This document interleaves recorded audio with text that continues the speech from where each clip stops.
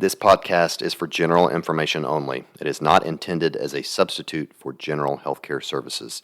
If you have medical conditions, you need to see your doctor. Use of this information is at the user's own risk. Welcome to FitRx with Dr. Greg Dennis. Join me as we challenge the standard sick model of healthcare. This is your source for everything health, wellness, prevention, fitness, biohacking, and more.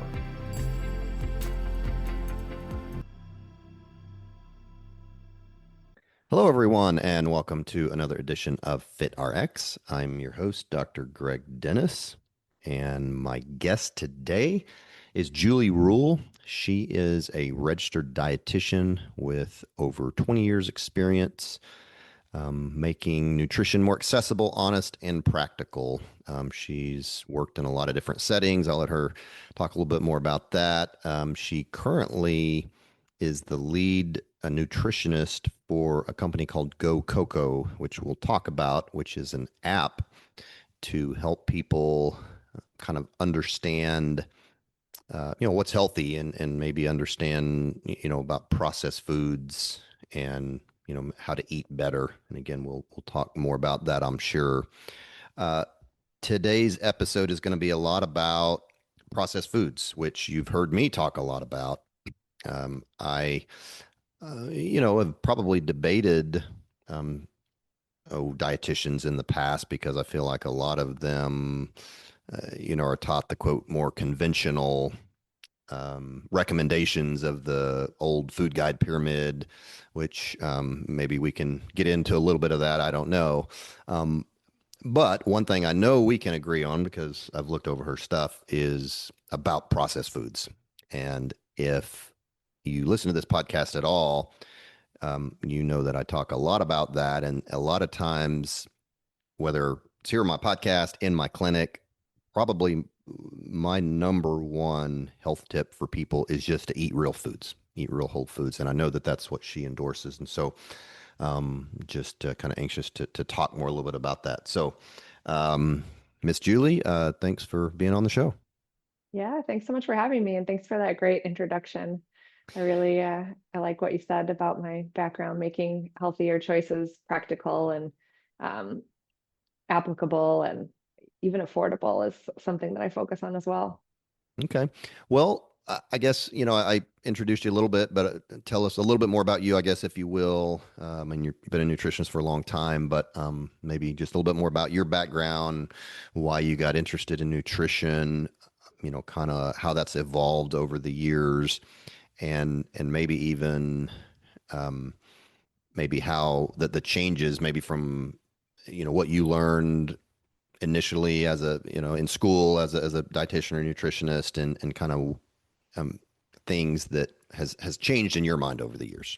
I know that's a lot there, but No, that sounds great. So yeah, I have been a dietitian for over 20 years, and I've worked in a lot of different aspects of the nutrition realm. So I've worked in clinical nutrition, inpatient in hospitals. I've worked in nursing homes. I kind of moved more towards corporate wellness, kind of trying to have a more of a focus on actual wellness and prevention. I've worked for better for you consumer packaged good companies. So I kind of have been on the inside of some of the food manufacturers as well. I'm currently working for GoCoCo, as you mentioned, which is an app that can help consumers make healthier food choices. You can scan any product and it'll give you a health score of 1 through 10, depending on the amount of calories, saturated fat, um, added sugars, things of that nature. And then to your point, it and me are very focused on ultra processed foods and reducing our reliance on those ultra processed foods. So GoCoCo alerts you to any ultra processed ingredients that are in a particular food. So that way you can make the choice that's best for you and your family. So I'm not here to, judge you or I'm giving you the information so you can make the decision that's best for you and your family. And a place that I usually like to start is talking about what is an ultra processed food, because it is kind of a newish sort of term. It came around maybe around 2008, 2009, but it's still not, it doesn't have an official definition. But what I like to think about is there's a difference between ultra processed and processed. So processed foods, they can be beneficial. So processing would include things like grinding up grains to make bread and pastas. It would be turning milk into yogurt. It would be freezing vegetables for a longer shelf life. All of those things are processing, and those can certainly have more of a healthier role in our diets. Whereas ultra processing, those are things that maybe our grandparents wouldn't even consider food. They wouldn't even recognize them as a food item. It's things like colorings, additives, dyes, things to extend shelf life, things to change the texture, things to make our food shiny, things we don't necessarily need to have in our food supply. They're not contributing any nutrients. All they're contributing is a lot of chemicals that we're taking in. An ultra processed food product can have as many as 11, 12 additives added to just one product. And we really are starting to learn why that might not be as it's not beneficial, why it's not beneficial, some of the detriments that that can have to our diets. Well, let's talk about that. Why are they bad? Yeah, so over 70% of the foods in a supermarket are considered ultra processed. That only leaves us 30% that are not processed.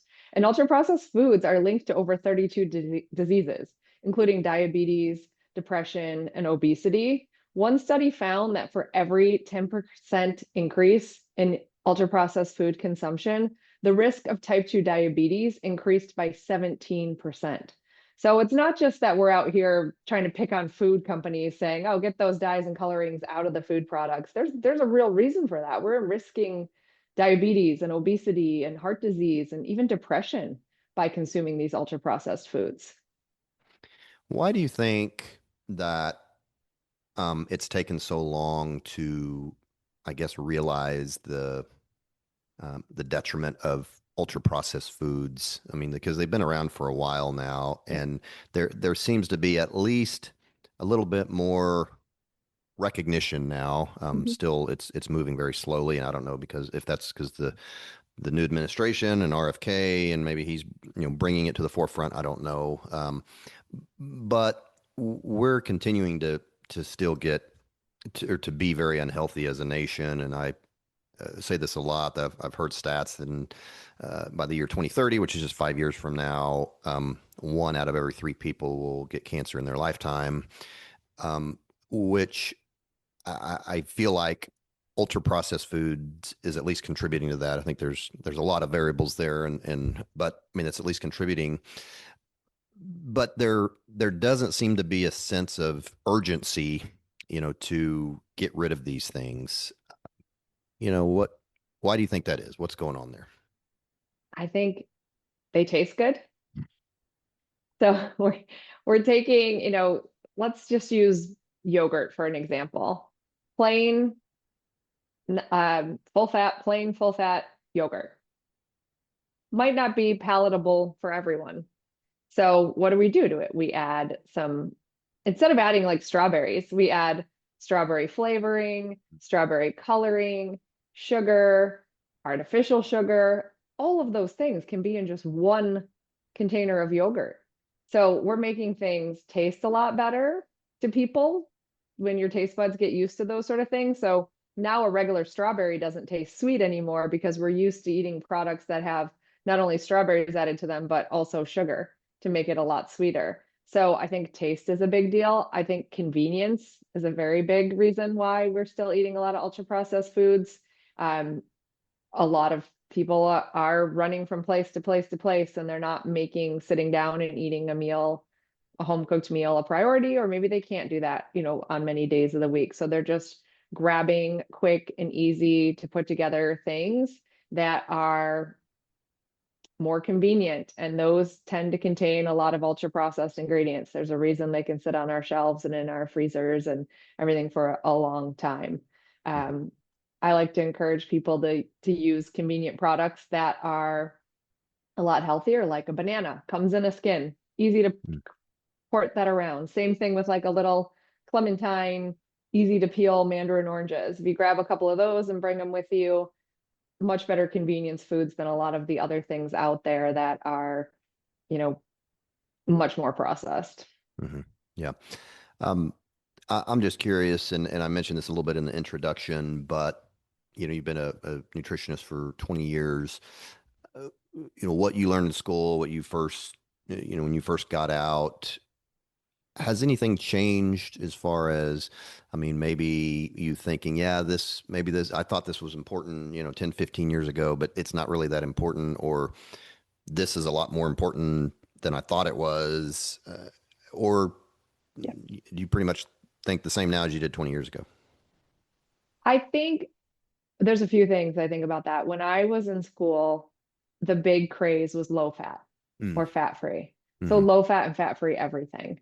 You might remember some brands, they were in green boxes, they were sort of everywhere. They had the ice cream bars, we even had chips made out of like a fat substitute, Olean, if you remember that way back Yeah, yeah. in the day. So fat free and low fat was really a big deal when I was in school and right out of school.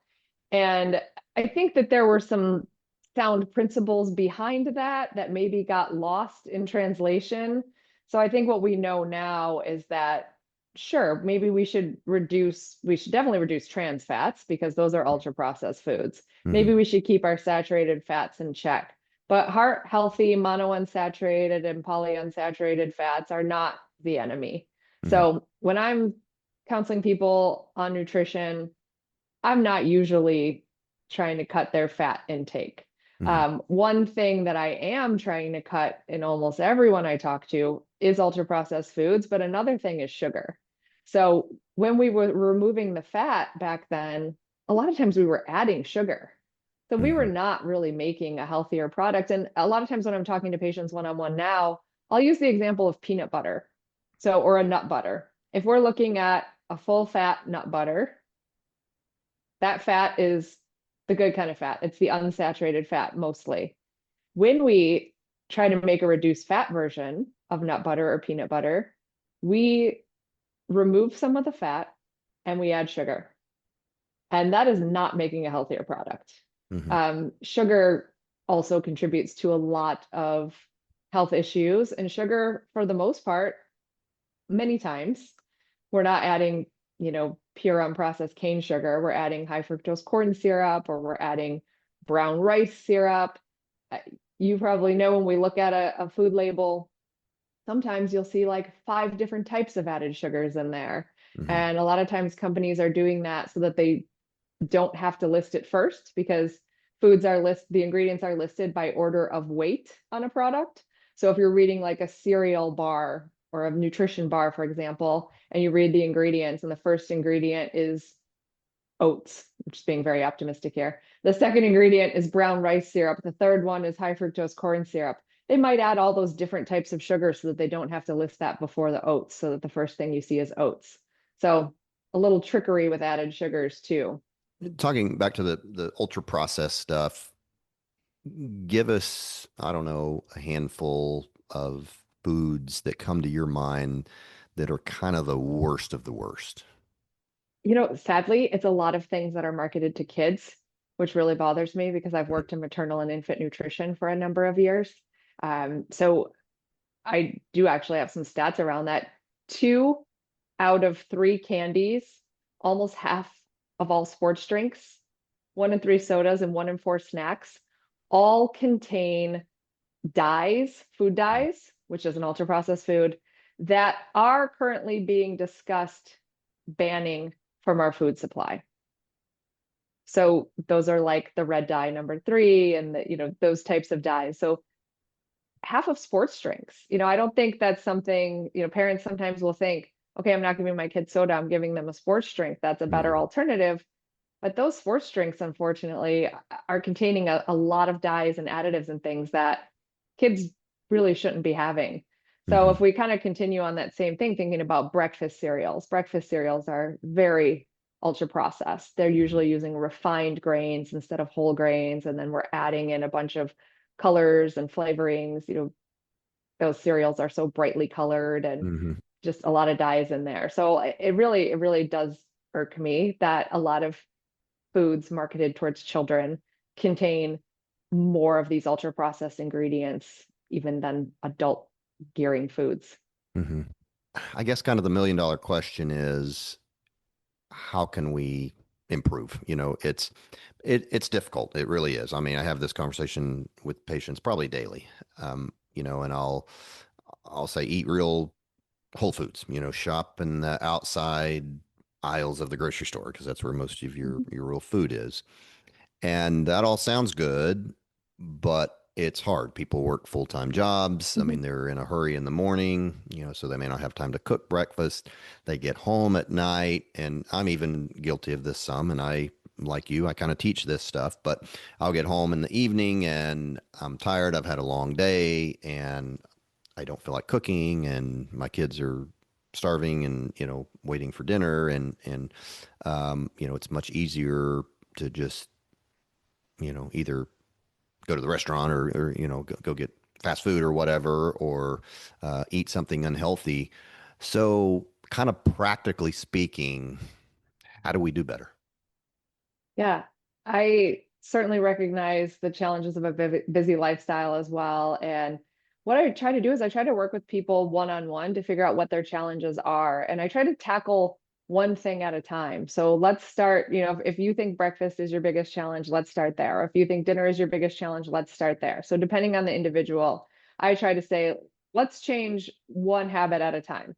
If somebody is skipping breakfast or they're going through a drive-through or for breakfast, we'll come up with some ideas that work specifically for them that either they can prep on the weekends and have, let's say we're going to make egg bite frittatas. So we'll make, I'll get them a recipe. Let's grease the muffin tin. Let's beat up the eggs. Let's add in mushrooms and spinach. Let's make 12 of these on a Sunday. You can keep them in the fridge all week long. You grab two of them on your way out the door. So I'll try to come up with easy swaps for things that people like. I don't want to make it too different than what they're doing already. If they're telling me they are driving through a drive-through in the morning to pick up a breakfast sandwich, I'll help them come up with a much healthier breakfast sandwich idea.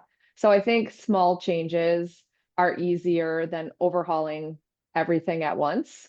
And I also try to find ways to cut back on sugar throughout the day. So if you're putting sugar in your coffee, can we just cut that amount in half? Can we start there? And Mhm. let's see how that tastes. And then I would try to cut it down a little more and a little more. If they're drinking sugary drinks throughout the day, what can we replace it with? So just little steps to make improvements equate to big changes over time. Mhm.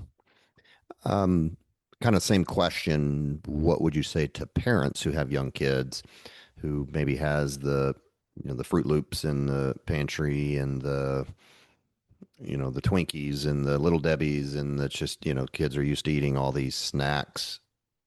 What's your advice to parents?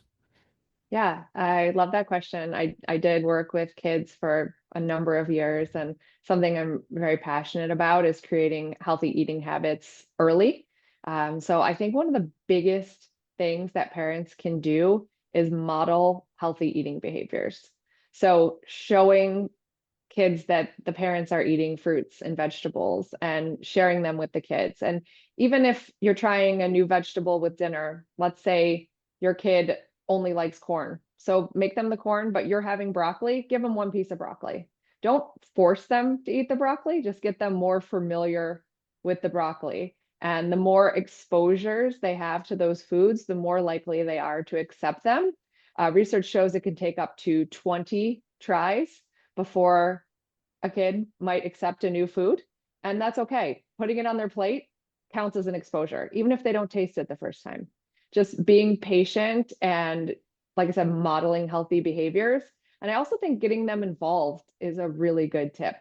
So take your kids to the grocery store and let them pick out a new fruit that they want to try. And then, in a safe way, let them help prepare that fruit. Let them help peel it or cut it safely, depending on the age. Let them get involved in it. They're more likely to want to eat that food if they had a hand in picking it out. They feel like they had some authority over what they're getting, and if they had a hand in preparing it, they're also more likely to eat it. So if we're talking about we already have Fruit Loops and Twinkies and things in the cupboards, I'm going to work with that parent to come up with reasonable swaps. So let's find if cereal is what we need to do because cereal is convenient in the morning for that family, let's find a much healthier cereal. What can we add, some unsweetened dried fruit to it instead of like a Raisin Bran with lots of added sugar?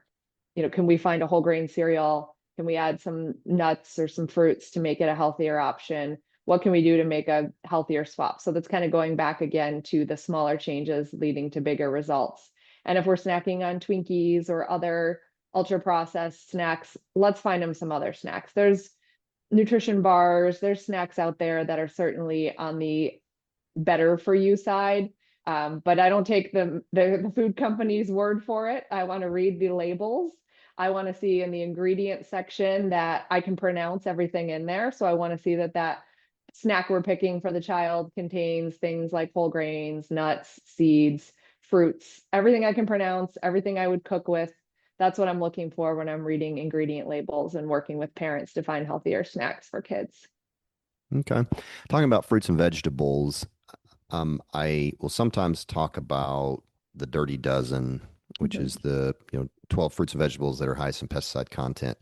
And I'm always a little bit hesitant because if I'm trying to make some drastic lifestyle changes, I don't want to overwhelm people and say, well, you need to eat more fruits and vegetables. You need to quit eating all this processed stuff.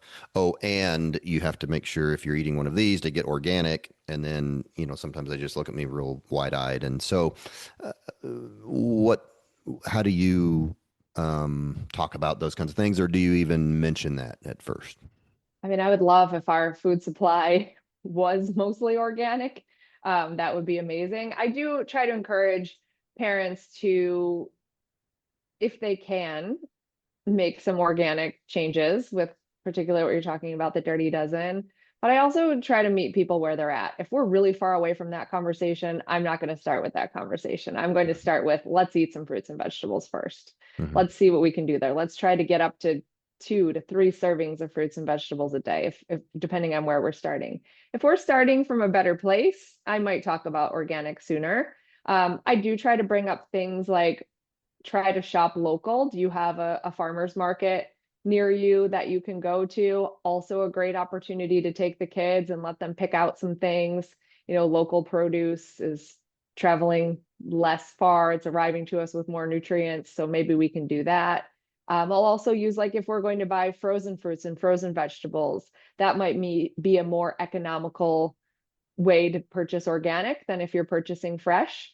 So trying to work with them where they are and make some swaps that make the most sense. Okay. Tell us, if you will, if you don't mind sharing about what your daily nutrition looks like. I mean, you've been doing this for a long time, and maybe that might help some listeners out there. I mean, give us an idea of what you eat for maybe breakfast, lunch, dinner, snacks.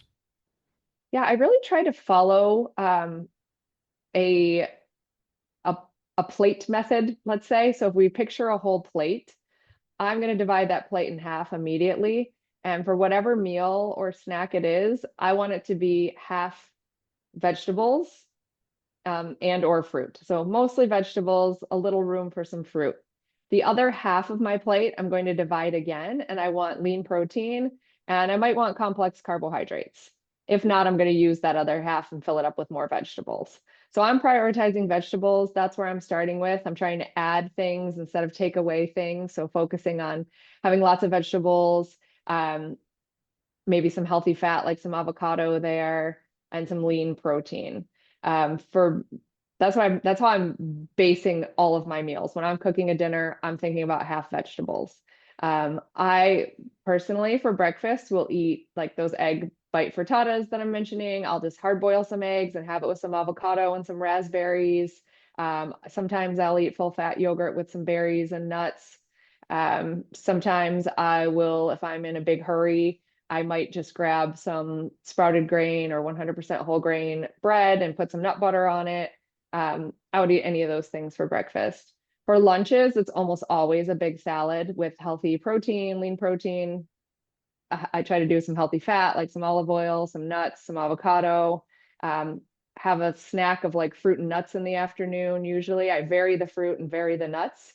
And dinners can be a ton of different things. Even if I'm at a restaurant, I'm still thinking about half my plate being vegetables and the other half being split up between lean protein, maybe some complex carbohydrates.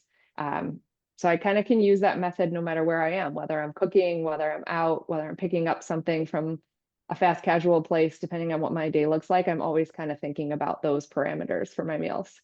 Yeah.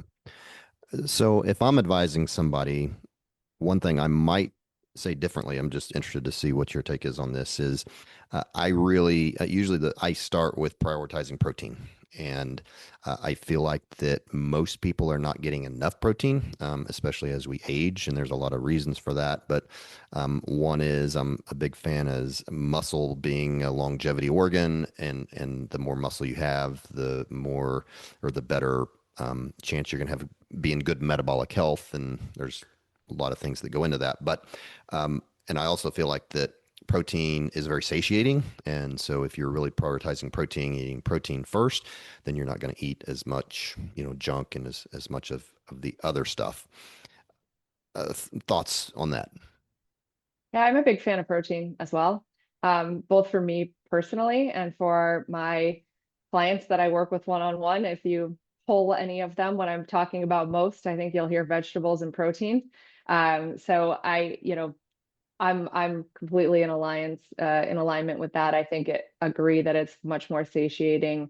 So a lot of times I'm kind of counseling people on moving away from um, sugar. That's what I'm always talking about, decreasing Mhm. sugar and making sure that every meal and snack has a protein source. So I'm very much aligned with that. So when I'm thinking about my plate, a quarter of it is always protein. Yeah. Okay. Very nice. Um, so talk to us about GoCoCo. And so this is an app that you're kind of the lead nutritionist with, and it's just a tool to help people eat better. And ultimately, Yep. that's what we're trying to do here. So talk a little bit about that, how you got involved, and just maybe tell us a little bit about what that app is, how it can help us. Yeah, I've been working with GoCoCo for about a year and a half, and I've really loved it since I've discovered it.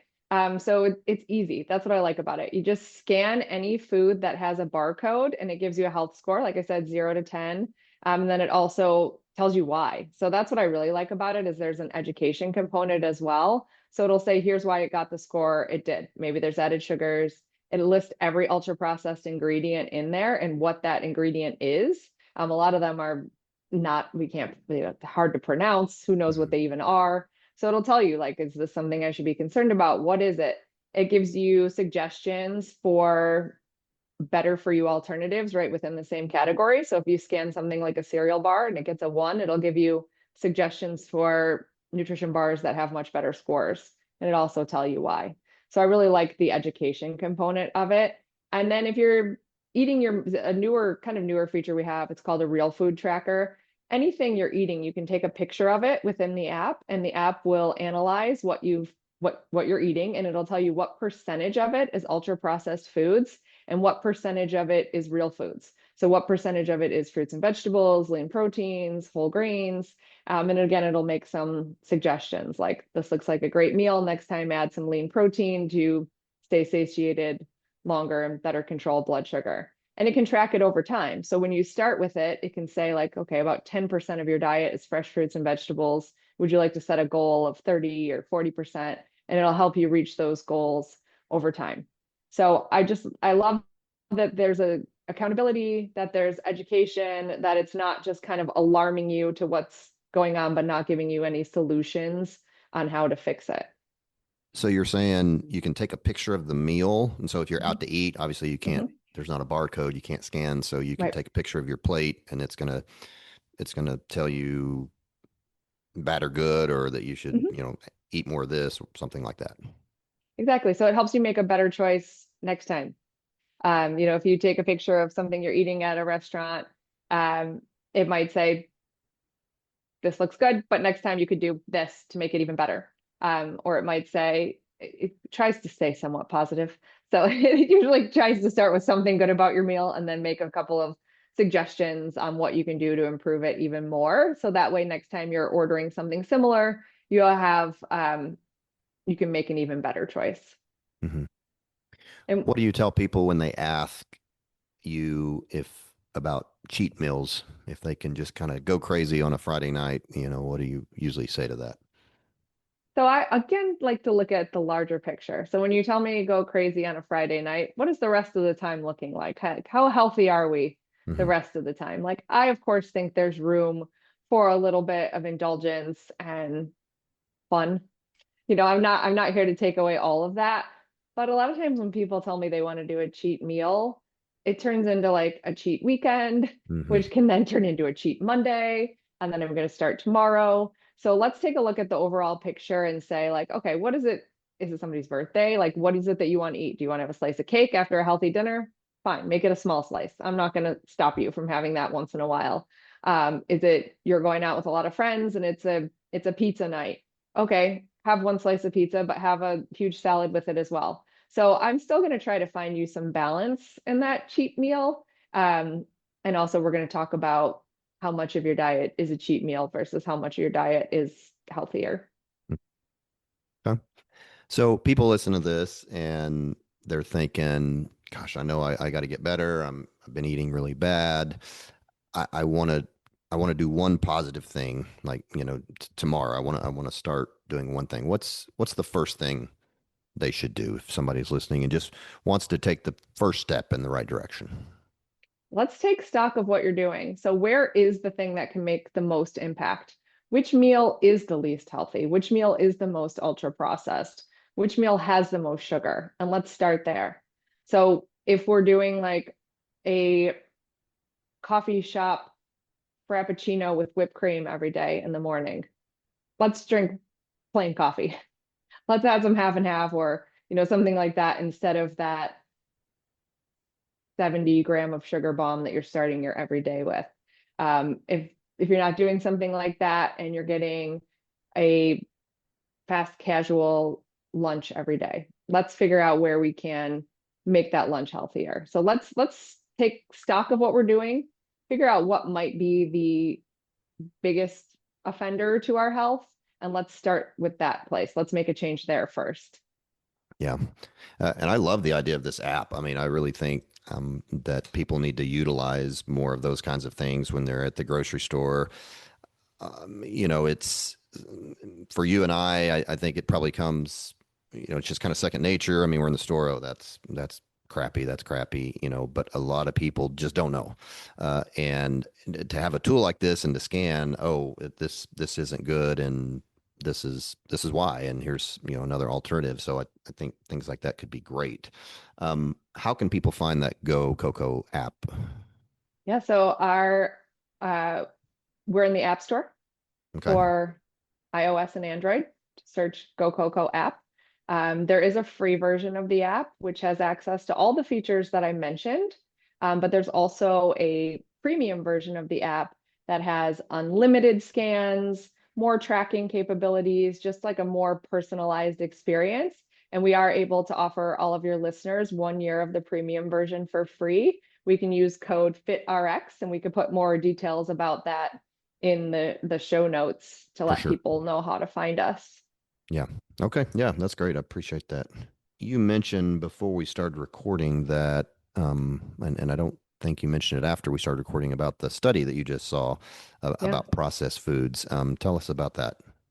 Yeah, that actually came out yesterday, done by the CDC, and it showed that over 50% of Americans, 50% of Americans' diet is ultra processed foods. So when I say let's find the biggest offenders and start there, if 50% of our diet is ultra processed, we definitely have a lot of room where we can make improvements. Yeah. And they're going kind of into some of the adverse health effects that have to do with eating that much ultra processed food. Metabolic health being a really big one. Mhm. And that's something that GoCoCo actually didn't start out to work on metabolic health, particularly diabetes.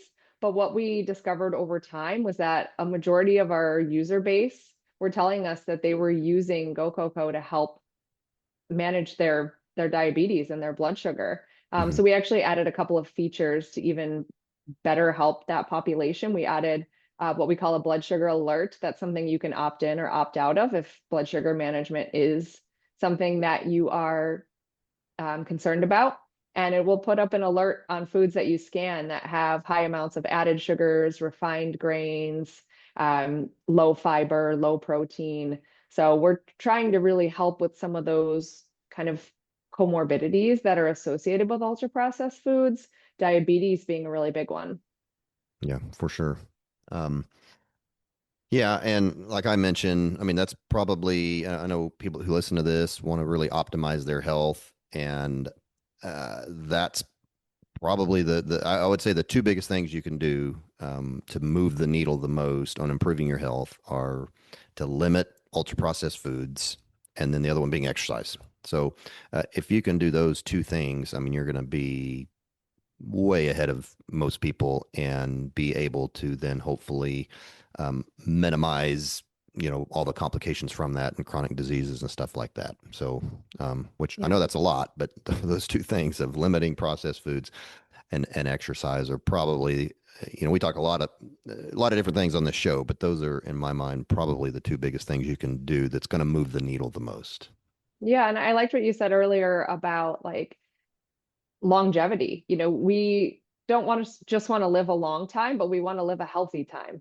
So these tips that we're giving today are going to help ensure, you know, help lead us to more healthier, longer years as well. Yeah. And I really encourage you people go get the GoCoCo app. I mean, you get the premium version for a year, so definitely check it out and use that tool. So as we start to wrap up here, anything that I did not ask you that you want to throw out there? I think we really covered a lot of it. Um, but I would just like to reiterate that it's never too soon to get started. Hmm. So don't wait till Monday. Don't wait till that tub of ice cream is gone. Let's start making healthy changes right away. There's never a better time than right this moment. And I really think the best place is to take stock of what you're doing currently and see where you can make some helpful changes. You know, Start reading the ingredients, start looking for things you can pronounce. Before there was a term ultra processed food, that's something that I was really focused on was when you read an ingredient list, I want to see like 5 ingredients, not 45 ingredients of things I can't pronounce. And you'll see companies that are promoting themselves as healthy. And I flip it over and I see the ingredients and there's 20 in there. Hmm. Yeah. And they're not vitamins that they're adding, they're ultra processed ingredients that they're trying to disguise as healthy. And foods that more natural foods, we don't have to add vitamins in there. They naturally have the vitamins and minerals and phytonutrients and all those things that play together in fruits and vegetables. So I would say don't wait. Let's get started right away. Okay. Well, that's kind of a good preface for my last question, which that may be it, but I always ask my guests to give us one health tip that would make us healthier today. What would you say to that? Or like I said, you kind of already gave us a health tip, but anything else you want to throw out there? Yeah, I would say like let's focus on real foods like we've talked about, try to make them a majority of our diet. Let's find small changes that can lead to big results. And I like your idea to compare it with moving our body or add it in with moving our bodies more. I like combining those two things as well. Very much in favor of that. Yeah, for sure. Okay. Well, Miss Julie Rule, certainly appreciate your time and discussion on this very important topic of ultra processed foods. And again, I really encourage everybody to check out that app, GoCoCo. So thank you, everyone, for listening, and we will talk to you next time. Thank you for listening to FitRx. I invite you to share this with friends and family. If you would like to contact me, you can visit our website at fitrxwellnessok.com, or you can email me at drgreg@fitrxwellnessok.com.